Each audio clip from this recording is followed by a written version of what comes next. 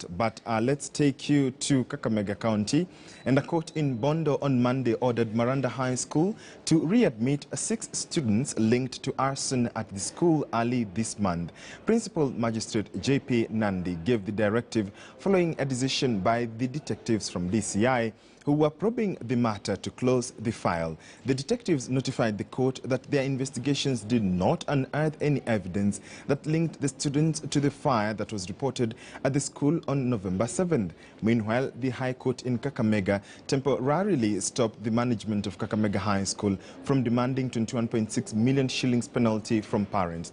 The school board of management asked parents to pay 9,800 shillings per student to compensate for damages caused by a fire that razed down a dormitory on November 6th. That case is in court today, and we shall be going to Willie Lusige, who is joining us live from Kakamega. Good morning once again, Lusige. Earlier on, you were talking to us about the concerns from parents. What is the latest so far from the courts regarding this whole issue of Maranda High School?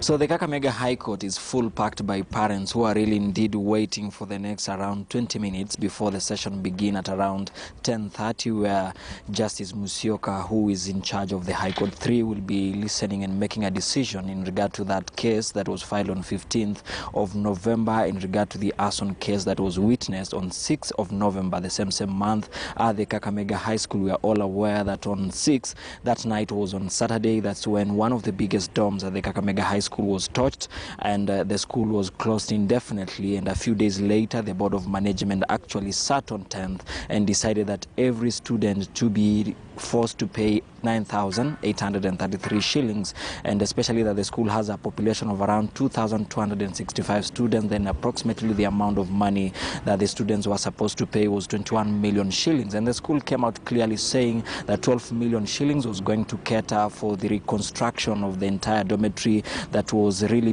burned on, where they said most probably they needed to do a lot of changes. They need to make sure that it's more stronger to be used again. And apart from that, also they said 4 million shillings was to be used to buy the metallic beds that are usually used in our schools. And apart from that, also the other 4 million shillings was supposed to cater for other eventualities, because they said they were not able to make sure that the total amount that they needed was 21 million shillings. And apart from that, also they had said they wanted 700,000 from the parents to be able to buy new CCTV cameras and to install them in that dormitory, so as to be able to maybe avoid such kind of a scenario later. So the total amount was 21 million shillings, but we saw angry parents come here at the Kakamega High Court and filed a case on 15th. The first mention was on 16th, and then later the judge said he will make a determination today, which is on 30th of November, because most probably the school had reopened by that time, even though now they're on their midterm, and the Form 4 class had resumed lessons, and most of the parents had already paid the 10,000 shillings. So today we are still waiting for the ruling by Justice Musyoka, and apart from that, also we are waiting to see if the decision will have other challenges, because we are aware that there are a number of suspects who were arrested and later released, but their case is yet to be determined. And especially that we have seen most of the Form 4 parents demanding that they want the school to refund them the money, because the court had initially suspended the entire process of collecting money from the parents, but most probably all of them had paid, because their candidates had returned to school. Maybe those ones who had not paid were Form 3 and Form 3, Form 2 and Form 1 who had yet resumed their lessons. So we are still waiting for the ruling. It will begin at around 10:30. But I've spoken to a number of parents. They're saying that the school principals, most probably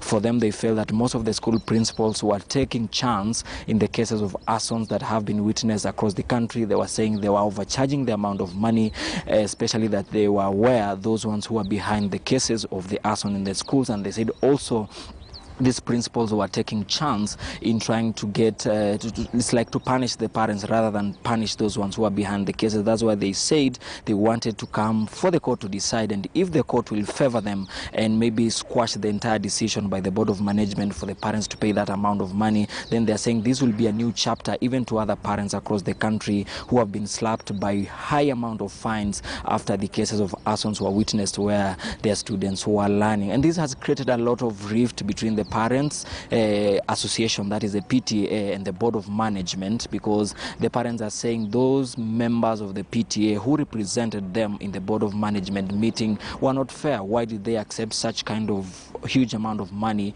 while they knew most of the parents were not able to raise it? And also, apart from that, they are questioning the integrity of the school management to cap the amount of money for the repair of that dormitory so high to 21 million shillings, which is even more than the amount that is required to build such kind of a dormitory from the scratch. So, George, this ruling will have a lot of impact if we link it to what happened to Bondo in regard to the Maranda High School 6 suspects who are released free of charge when the DCI officers, they say they had no case to respond to. Even here in Kakamega, we are aware that the DCI have not been able to file any evidence against those 3 suspects who are arrested. So let's wait and see what the judge will say.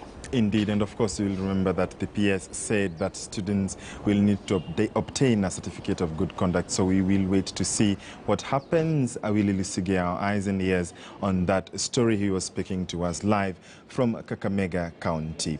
Time now for a short commercial break right here on News Center. But do stay with us. We still have more, including more details on the Omicron variant of the COVID-19. We shall be speaking to our health and science reporter, Sada Hassan. And also later on, we shall be speaking to Patrick Amimo on the State of the Nation address. He'll be joining us live from Parliament buildings. You want to stand by for those interviews and conversations. Do stay with us.